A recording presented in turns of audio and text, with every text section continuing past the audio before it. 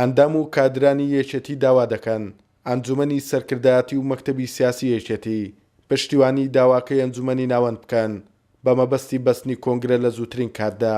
من داوا لە مەکتەبی سیاسی و سەرکردایەتی و کۆی گشتی ئەنجومەنی سەرکردایەتی دەکەم کە هەمان پشتگیری ئەو داوانە بکەن کە داوای بەستنی کۆنگرە دەکەن، هەمان لەگەڵی بن هاوکار و پشتیوانیان بن بۆ نمونە ئەنجومەنی ناوەند کە داوای بەستنی کۆنگرە دەکا، ینی داوای دەکەم کە هەمان پشتیوان و هاوکار بن بۆ ئەوی بە زووترین کات کۆنگرە بەسرێ. زۆر پێم باشە کە ئەم کۆنگرەیەکرێ.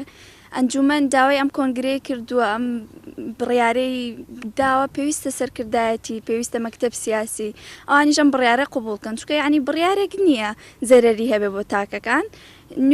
نوێکردنەوەیە کە شتێکە ئەکرێت و زۆر باشیشە ئەمە بۆ پاراستنی یەکێتی ناو یەکێتی. گۆڕانکاری لە وەزعیا بکەن کە ئێستا هەیە لە کوردستان و یەکێتی حیزبێکی زۆر بەهێزەوەکو ئەزانین بۆی ئەو بەهێزی و یەکتەبایی بمێنێت و گۆڕانکاری بکرێت و هەر لەسەر ئەو بەڵێن و ڕێسایی کە هەبووە کە مام داینەوە هەر لەسەر ئەوە بمێنێتەوانێ.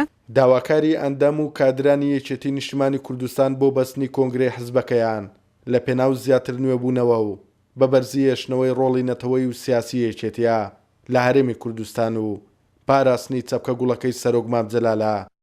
توانە عومەر، کورسات نیوز، کۆیە.